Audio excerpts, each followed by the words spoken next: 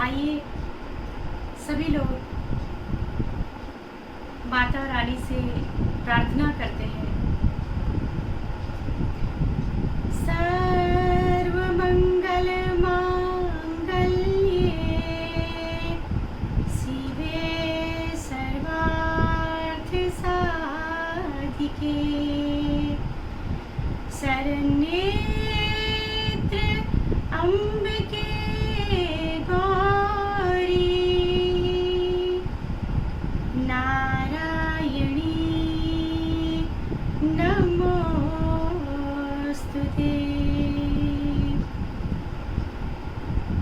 या देवी सर्वभूतेषु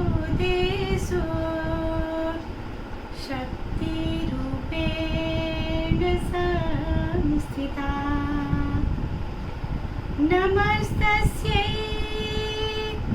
नमस्तस्यै नमस्तस्यै नमो नमः।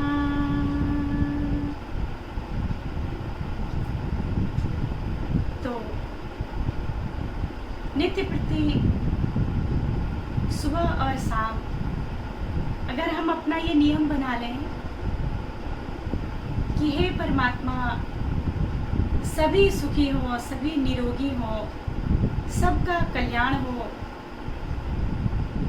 सबको सुख संपत्ति ऐश्वर्य और शांति आप प्रदान करें, सद्बुद्धि प्रदान करें।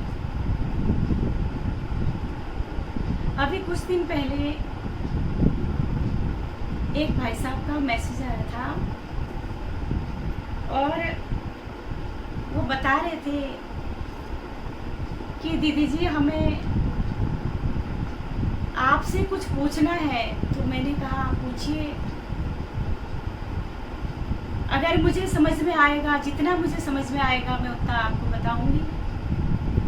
तो कहने लगे ऐसा मेरे साथ बार बार क्यों होता है कि मैं सबका भला करता हूँ, सबकी मदद करता हूँ, लेकिन मुझे उसके बदले अबजस ही अबजस मिलता है।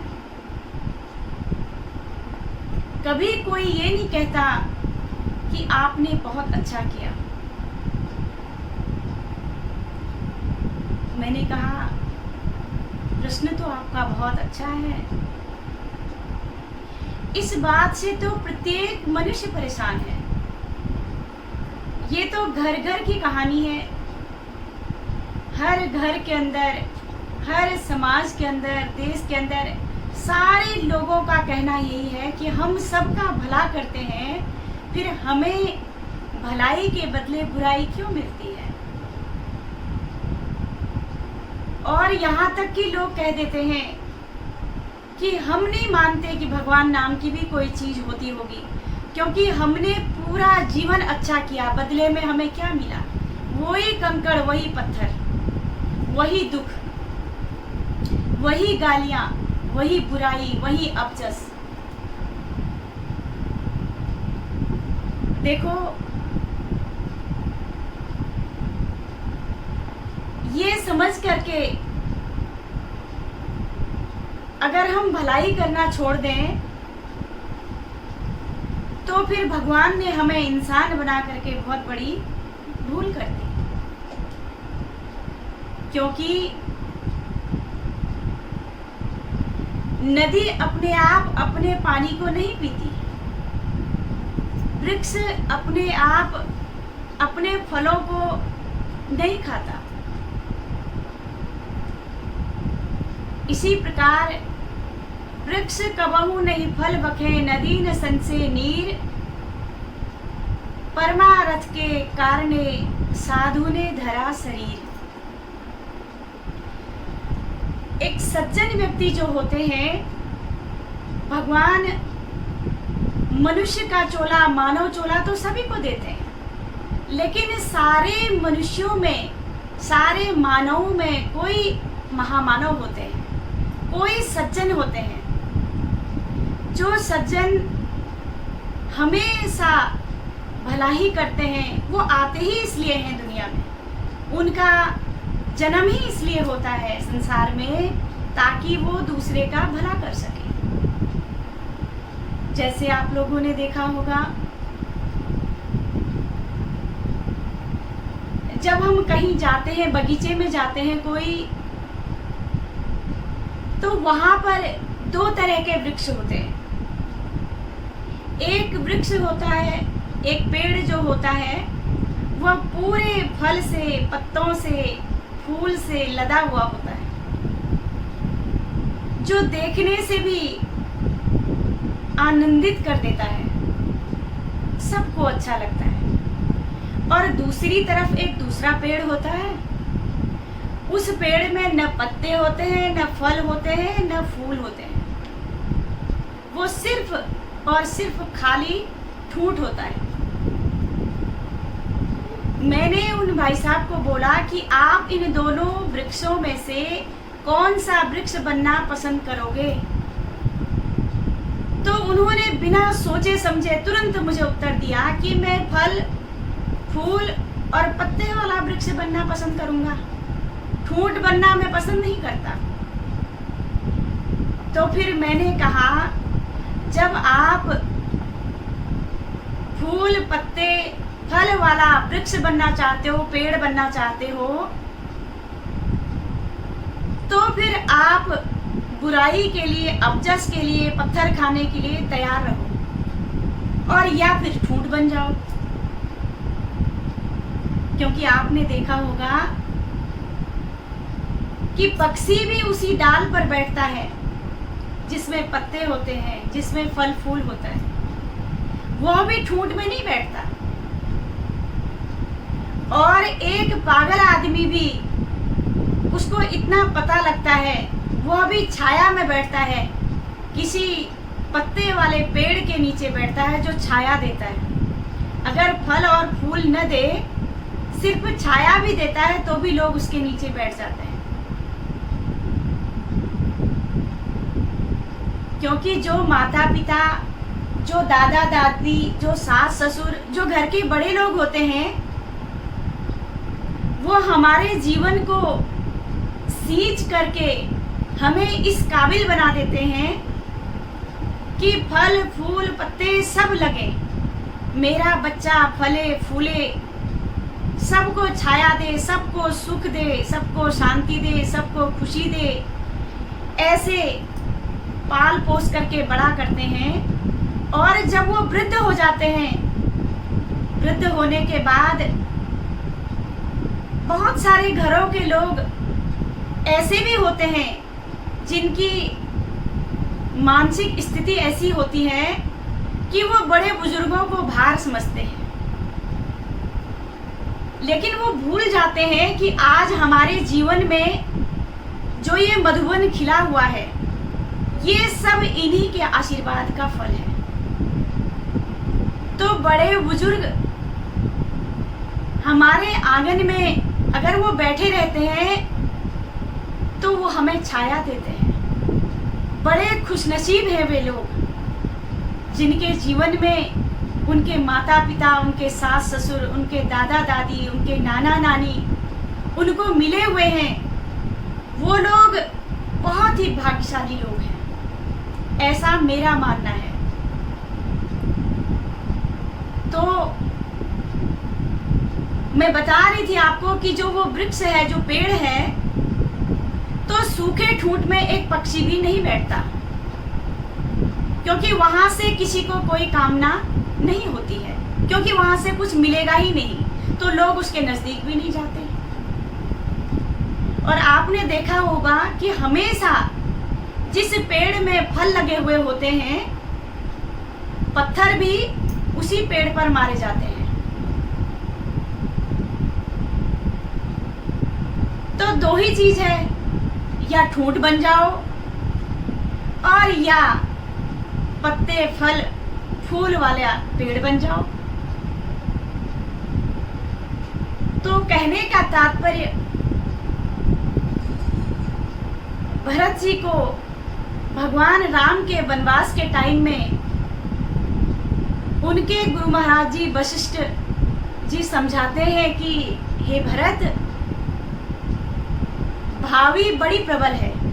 भावी कहते हैं होनी को, इसीलिए कहा तुलसी भरोसे राम के, निर्भय हो के सोय, अनहोनी होनी नहीं, होनी हो सो होय, होनी हो सो होय। तुलसी भरोसे राम के, उस परमात्मा के भरोसे रह करके, निर्भय होकर के आप सो जाओ, निश्चिंत होकर के सो जाओ, सब कुछ उसको समर्पित कर दो। अनहोनी होनी नहीं, अनहोनी कभी नहीं होती, और होनी हो सो हो। और वशिष्ठ मुनि कहते हैं, भरत जी जब रोने लग गए कि ये क्या हो गया, कहाँ तो राज तिलक होना था, तैयारियां हो रही थी, और अचानक से जो है 14 वर्ष का वनवास हो गया। तो वो कहते हैं कि हे भरत, सुनहु भरत भावी प्रबल, बिलख कहे हो मुनिनाथ, हानि लाभ जीवन मरण, यस अपयस विधि हाथ। कि भरत, भावी बहुत प्रबल है। विधाता जो है, जब इस संसार को रचने वाला और इस संसार में रहने वाला मनुष्य जब इतना चालाक है, इसको बनाने वाला परमपिता परमात्मा कैसा होगा आप सोच सकते हैं। जो हमारा पिता है वो कैसा होगा, उनको पता था कि मनुष्य कैसा होगा, तो उन्होंने ये 6 चीजें, हानि लाभ जीवन मरण यश और अपयश, ये 6 चीजें विधाता ने अपने हाथ में रखी हैं। आप सोचिए, अगर ये हमारे हाथ में होती तो हम क्या करते। कोई भी मनुष्य हानि नहीं चाहता, सब चाहते हैं कि मुझे लाभ हो, चाहे कर्म न करना पड़े फिर भी लाभ चाहता है।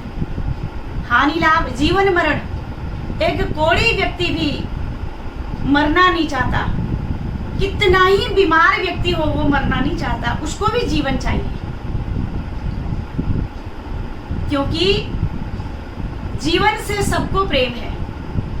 हानि लाभ जीवन मरण यश और अपयश, कर्म कितना ही बुरा करता हो फिर भी इंसान चाहता है कि मेरे गुणगान गाए जाएं, मेरा जस फैले संसार में, लेकिन फिर भी अपयश मिलता है।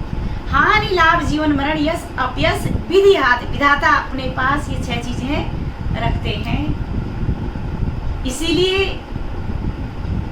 इसमें कोई दुखी होने वाली बात नहीं है। ईश्वर ने हमें देने लायक बनाया है तो हम दें, क्योंकि भगवान भी देने वाले भक्त से हमेशा खुश रहते हैं, प्रसन्न रहते हैं, क्योंकि जो देने का गुण है वो ईश्वरीय गुण है।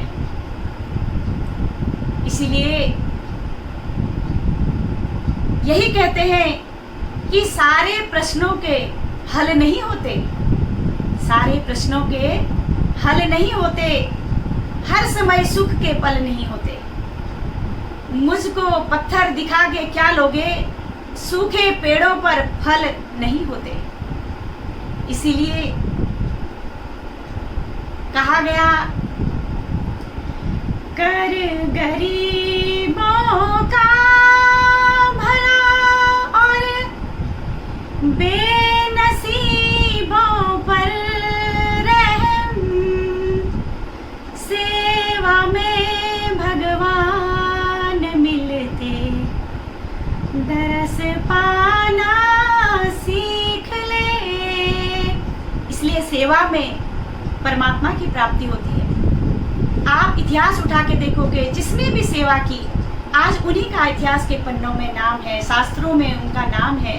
इसलिए हमें अगर इस लायक बनाया है तो हम भी सेवा करें परमात्मा की।